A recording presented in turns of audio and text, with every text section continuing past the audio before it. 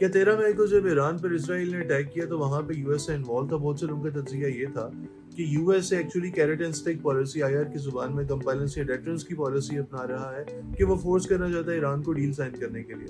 Well the actual truth है कि negotiations तो अंडरवे थी, ईरान तो डील साइन करने की तरफ जा ही रहा था। सो दैट मींस कि यूएसए को कोई जरूरत नहीं थी यहाँ पर carrot and stick policy apply करने की, उसे कोई जरूरत नहीं थी डेटर करने की ईरान को। इसीलिए जब अटैक हुआ तो डोनाल्ड ट्रंप की तरफ से जो पहला ट्वीट आया वो ये था, we had nothing to do with this attack on Iran tonight.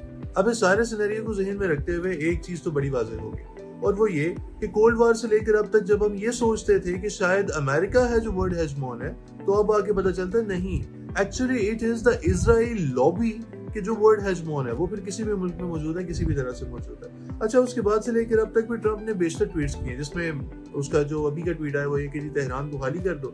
उसके बाद वो कहता है कि हमें पता है आयतुल्लाह खामेनेई कहाँ पर मौजूद है, हम अटैक कर सकते हैं। लेकिन उस ट्वीट में एक बात जिसे मद्देनजर रखना बड़ा जरूरी है वो कि वहां पर ट्रंप ये कहता है कि हम सिविलियंस को टारगेट नहीं करना चाहते, ना ही हम ये चाहते हैं कि हमारे अमेरिकन सोल्जर्स टारगेट हो। यानी यूएसए इस वॉर में कूदना नहीं चाहता, तब तक नहीं जब तक ईरान यूएसए की फौजी तंसीबात को निशाना न बनाए या फिर स्टेट ऑफ हॉर्मुज को बंद न कर दे।